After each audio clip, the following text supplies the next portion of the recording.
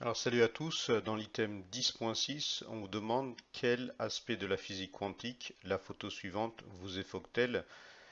Voilà, donc en fait, vous avez une photo qui est séparée de quatre parties et on vous demande donc de déterminer la réponse. À tout de suite. Alors cette photo traduit en fait l'aspect probabiliste de la physique quantique et je vais essayer de vous expliquer en fait l'expérience. Alors vous avez en rouge un faisceau de particules et ces particules, donc ça peut être des photons, ça peut aussi bien être des électrons. Vous envoyez donc ces électrons, enfin très peu d'électrons, c'est-à-dire que l'un à la suite de l'autre. Et lorsque vous faites ça, eh ben, vous voyez que cet électron va imprimer la pellicule qui est sur cet écran. Donc au départ, vous voyez bien le caractère aléatoire, hein. Vous avez par exemple un photon qui va taper ici, un autre qui va taper là ensuite. Donc ça va être totalement aléatoire au départ. C'est ce que reproduit la première partie, c'est-à-dire la petite partie d'image A. Voilà. Et ensuite, plus vous continuez à envoyer des photons,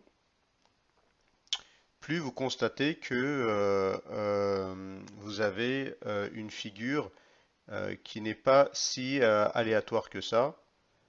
Voilà, vous avez une figure qui n'est pas si aléatoire que ça. Et euh, on reconnaît alors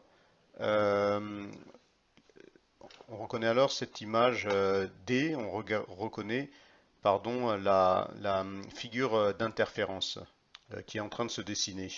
Et donc vous voyez, il y a des zones où il y a davantage d'impact blanc et des zones où le nombre d'impacts est moins concentré, donc qui sont moins probables d'accès à l'électron s'il s'agissait d'un faisceau d'électrons.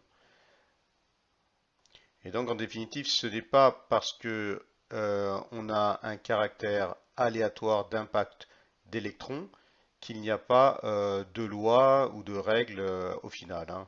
Ok, donc aléatoire, Euh, pour quelques électrons, ça ne veut pas dire pas de règle, hein. Ça, c'est ce que les élèves ont un peu du mal à comprendre, hein. En particulier, dès qu'il y a beaucoup d'impact, ça fait donc une figure totalement cohérente.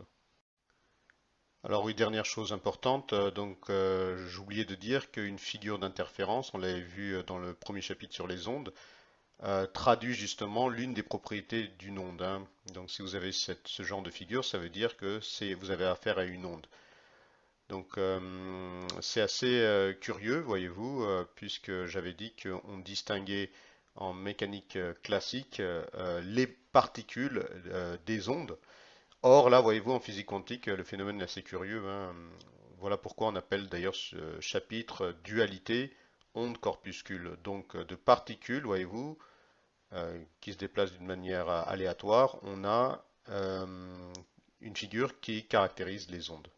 Et pourtant, c'est le même objet, c'est-à-dire c'est des particules. Allez, c'est fini pour ce chapitre.